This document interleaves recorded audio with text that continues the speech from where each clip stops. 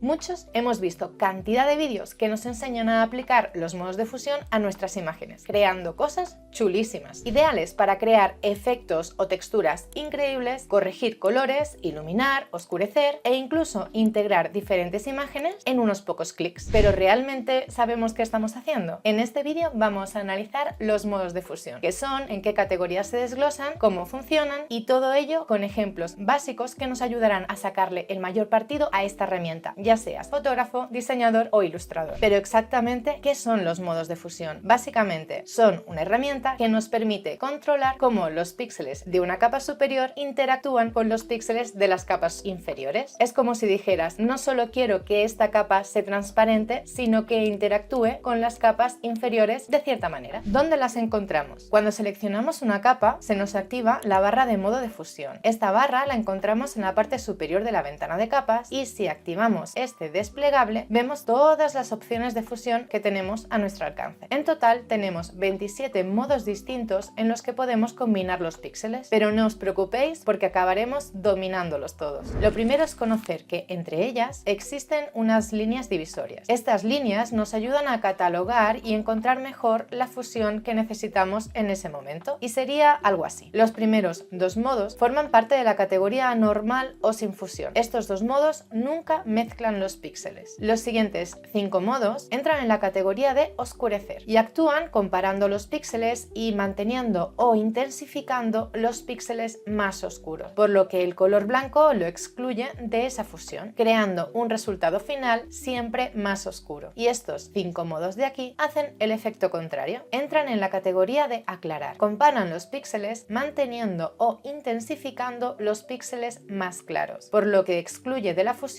al color negro y sus resultados siempre serán más brillantes y luminosos. Los siguientes 7 entran en la categoría de contraste. Comparan los píxeles desde el punto medio y aclaran los píxeles más claros y oscurecen los más oscuros al mismo tiempo, creando contrastes dramáticos que potencian nuestras imágenes. Los 4 modos siguientes hacen referencia a la categoría de comparación. Estos modos transforman los valores de color RGB a otros distintos, creando efectos experimentales poco naturales, pero muy interesantes para composiciones únicas y psicodélicas como el efecto glitch. Y por último, la última categoría hace referencia a los atributos específicos del color: tono, saturación, color, luminosidad. Comúnmente se llama categoría del color o categoría de componente y nos permite hacer cambios precisos de uno o más atributos de la capa superior que modifican a las capas inferiores, pero dejando el resto de atributos sin modificar. Es decir, son modos esenciales para la corrección de color de manera profesional. Bueno, teniendo ya más claro dónde están, qué son y cómo se clasifican cada uno de estos modos, vamos a adentrarnos en sus usos y en analizar cada modo de manera más profunda. Comencemos por orden, con la categoría normal. Por un lado tenemos el modo normal, que es el que por defecto vendrá activo en todas las imágenes, elementos y capas que tengamos en nuestra composición. Y este modo nunca se fusiona con las capas inferiores, solo las cubre según su opacidad. Si la opacidad está al 100%, cubre todo lo que tenemos debajo. Y si la bajamos, vamos viendo parte de la imagen inferior, pero manteniendo siempre los píxeles originales en todo momento. Y por otro lado, tenemos el modo disolver. Solo funciona si la opacidad de la capa a la que se aplica este modo es menor al 100%. Y en vez de hacer la capa más transparente, lo que hace es que sustituye algunos píxeles de manera aleatoria entre el color y la transparencia, creando un efecto de granulado o punteado. Os pongo algunos ejemplos rápidos de su uso. Por ejemplo, queremos simular una hoja de papel granulada. Creamos una capa, la cual le añadimos con el bote de pintura este color crema suave y creamos una segunda capa en la parte superior que de nuevo con el bote de pintura pintaremos pero de un color ligeramente más oscuro. A esta segunda capa le aplicamos el modo disolver y le bajamos su opacidad hasta que nos guste el resultado y con solo 2 clics ya tenemos nuestro fondo granulado. Sirve para infinidad de usos que necesiten de pequeñas partículas aleatorias, por ejemplo esta bombilla de aquí. Hemos conseguido en pocos clics pasar de una escena diurna a una escena nocturna y en la que hemos aplicado este efecto de partículas gracias al modo disolver.